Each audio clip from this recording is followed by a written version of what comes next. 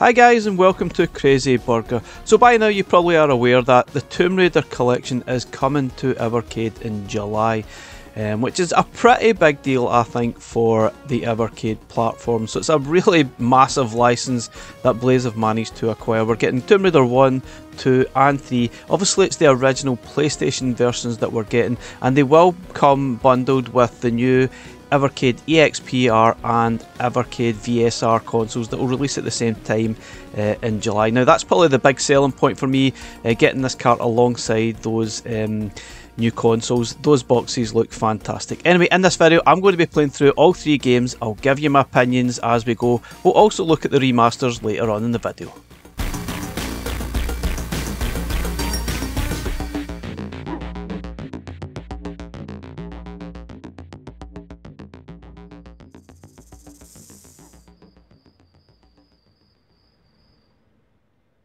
Okay guys, so straight into Tomb Raider 1. Now all of the games had a lot of FMV, especially at the start of the game, just to set the story. Now a lot of these things were pretty new at the time. I think a lot of the PlayStation games, a lot of the developers were experimenting with the sort of intros and pushing the machine as far as they possibly could, which was really cool at the time. But I guess looking back now, they are a little bit janky, probably a little bit outdated. But anyway, they usually set the tone for the game and the backstory. But for the best part, most of the games you're trying to find some sort of relic from years gone by in some sort of tomb somewhere, and there's usually some enemies trying to stop you, that sort of thing. So most likely very heavily inspired by Indiana Jones type of thing, and obviously instead of Indiana Jones we have Lara Croft, which is obviously a female character, and they obviously utilised a lot of her assets to try and sell the games, but they really didn't need to because they're really excellent games here.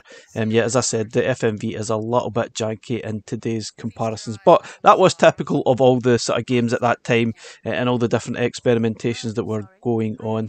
It usually sets this tone. But anyway, I'm not going to play them all for every game. I'm just sort of playing the first one to give you an example of what it was actually like. Definitely a little bit rough around the edges, but pretty cool nonetheless.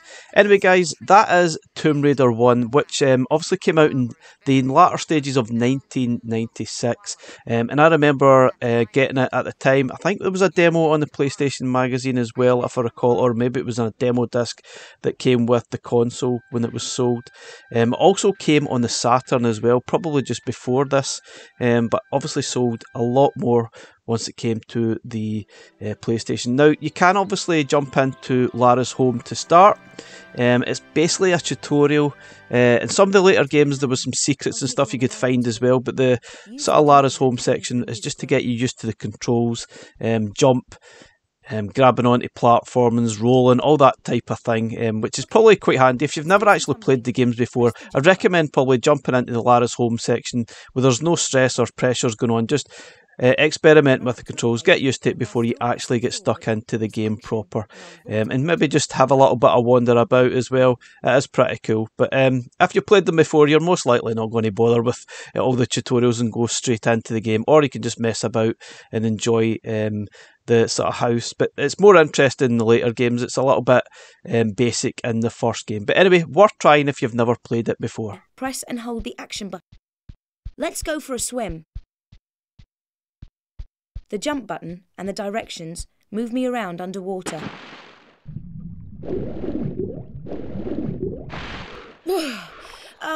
Air. Just useful. Right, now I'd better take off these wet clothes.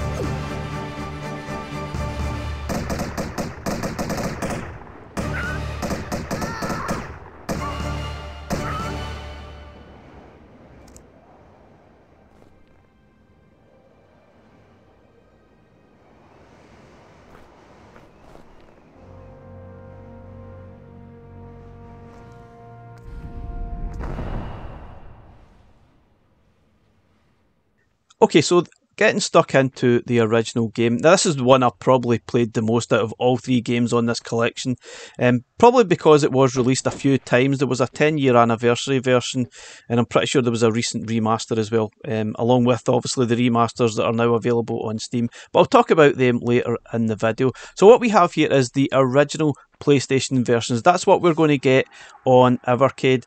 So obviously it's complete with a little bit of jaggies, janky graphics, all that sort of thing. So I'm not really sure how it's going to work on the Evercade. It might be slightly different to what you see in this video. But what I do know, obviously we're not getting the remasters, but Blaze have actually modified these games in some way. So they have added a lot of quality of life features, such as fixing the gamma in all three of the games, because all three of the games are notoriously dark in some sections, which I actually found playing through for this video. Sometimes you'll go into a section, you can't see an absolute thing, and I'm pretty sure there is flares or there's maybe torches in some sections, but when there isn't and you go into a dark section, you can't see a thing.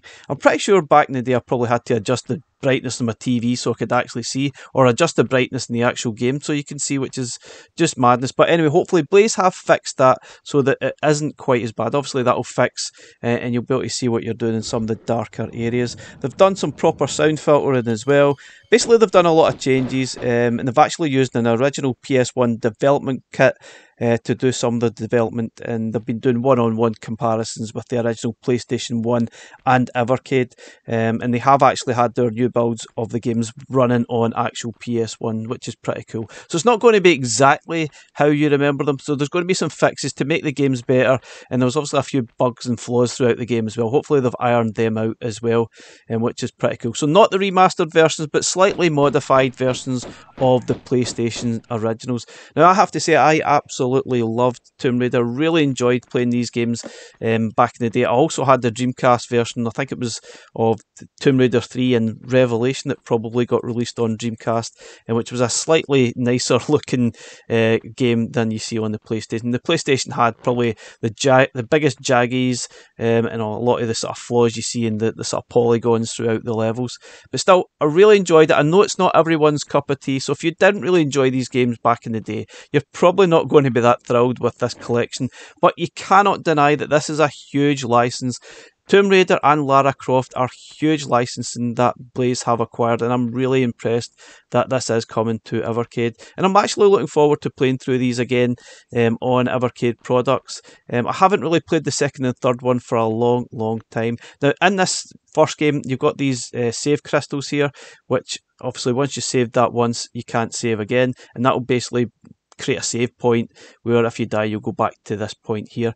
In the latter games it changed a little bit. I think in the third game, for example, rather than saving at that point, you picked up the crystal, then you saved it at any point that you liked, which is fine, but that really won't matter, I guess. On Evercade you'll be able to use the save states, and hopefully that doesn't cause an issue that we've seen on like the Duke Nukem games. Obviously try to save using save states or in-game saves, there was some issues there, but hopefully we've ironed all those issues out and we won't see any issues at all there. But I absolutely love them. I'm never going to do these games justice with some short videos because there are a lot to them. There's a lot of different enemies that you come across, different areas, lots of secrets, and I'm looking forward to playing through these again. There's lots of guides out there if you do get stuck at least, so that will be quite helpful for newcomers, and even if it's been a while since I've played these games, so I forget a lot of the things you need to do.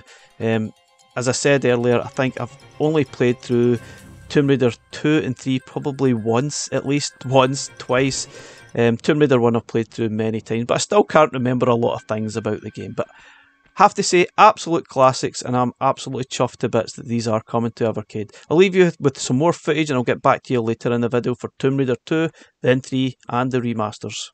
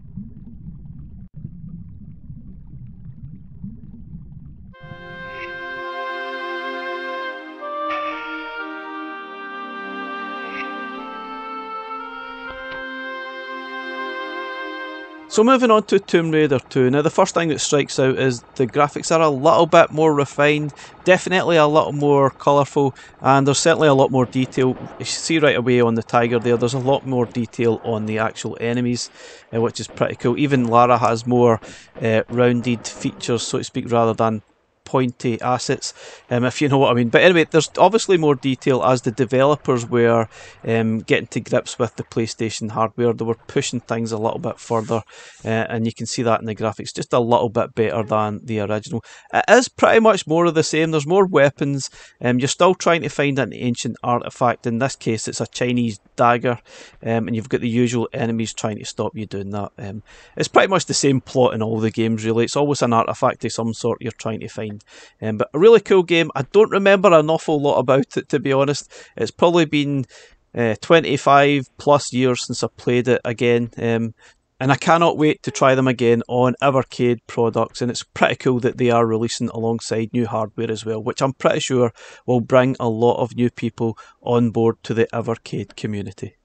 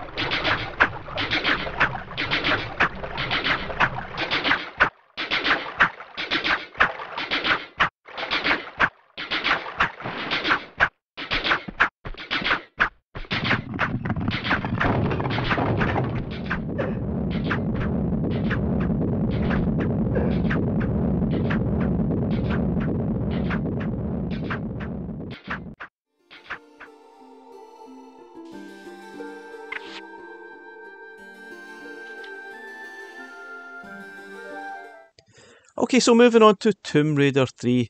And right away you can see they're trying a lot of different things. You've got some rain effects immediately, and the graphics are even more detailed, even more colourful.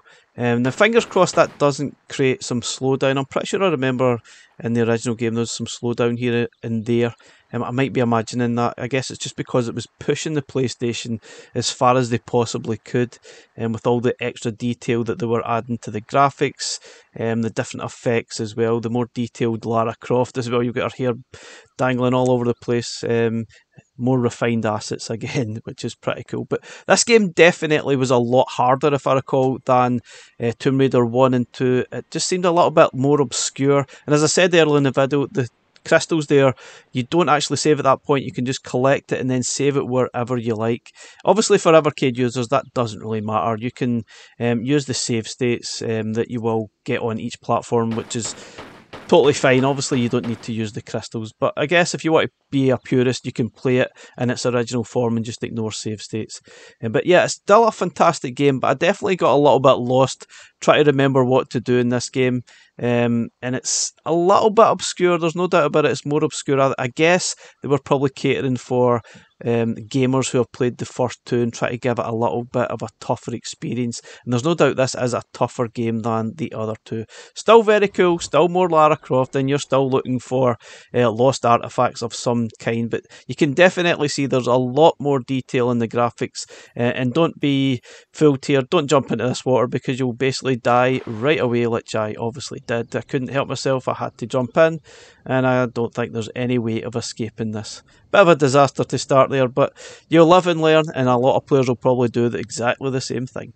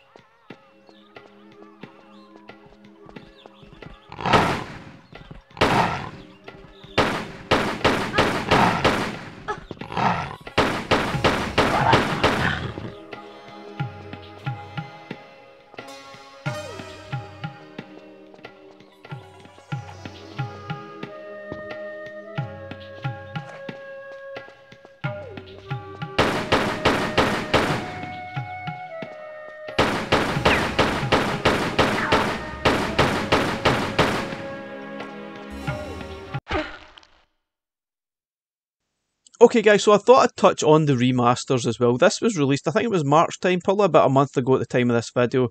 Tomb Raiders 1 to 3 in remastered form on Steam, Xbox, PlayStation, that sort of thing. And it was released for about £25. And I said I wasn't going to buy it, I was going to hold off. But I just noticed on Steam it was on sale for £18. Obviously, these are digital versions that I've got. And I don't really think I should have bought them, but I was really curious. And the £18 wasn't too bad for all three of these remastered games, and they do look really nice, there's no doubt about it. Now you can actually switch between the originals and the remastered just by pressing one button, which I think is really cool. I think sometimes I prefer the old version, sometimes I like the sort of refined version, but just to clarify a point, the different versions here are probably the PC, more refined version rather than the PlayStation versions that we're getting on Evercade. So what we're getting on Evercade is a little bit different. It's not exactly what you see here. The PlayStation versions were a little bit more jaggy, a little bit more janky. You could see the polygons popping out, for example. So what you see here is probably a more refined version of the originals rather than the PlayStation versions. Probably PC, I think. But anyway, those remasters are really cool. There's no doubt about it. But they are pretty much the same game. It's not like you're getting a different version. It's basically the same game with nicer graphics, which I actually really enjoyed playing through. Sometimes I wasn't sure whether I liked the remastered graphics or even the old style graphics, which maybe sounds a bit weird, but sometimes I preferred the lighting on the old style rather than the sort of fancy lighting on the new one. But I don't know, it's a personal choice. I guess it's really up to the user. Do you want to play the original PlayStation versions? By all means, get the Evercade versions. You want to play the nicer versions remastered and switch between the PC versions? By all means, get it on Xbox or Steam, but not everyone has access to those platforms. So I definitely think the Evercade versions of the originals and having them bundled with the new consoles will be the big selling point. And I guess a lot of people who love Tomb Raider will certainly lap up playing these on a retro device.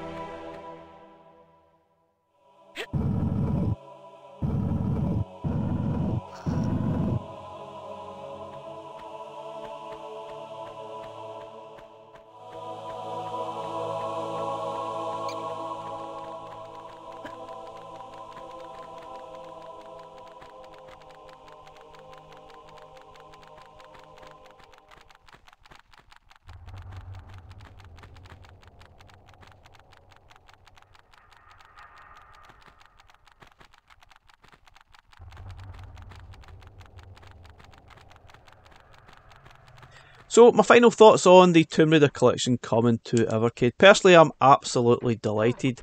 This is a massive license that Blaze have managed to acquire for Evercade. Probably their biggest license yet, arguably. There's no doubt about it. It has probably the most renowned character and game series that we have so far on Evercade.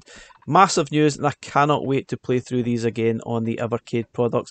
Great as well that we're getting these bundled with the Evercade VSR and EXPR. I'm pretty sure those lovely bundled boxes will bring a lot more people on board to the Evercade community. I'm pretty sure this will be a big seller.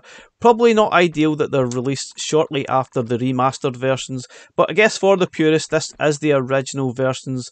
Obviously they will be slightly modified, but they're not the remastered versions. I'm pretty sure we might even see a second collection at some point. There's obviously another couple of PlayStation games there. There might be some other versions as well that they could add to another collection. Anyway guys, let me know what you think. Will you be picking this up? Will you be getting the new consoles as well? Thanks very much for watching. We'll catch you again in the next one. Bye for now.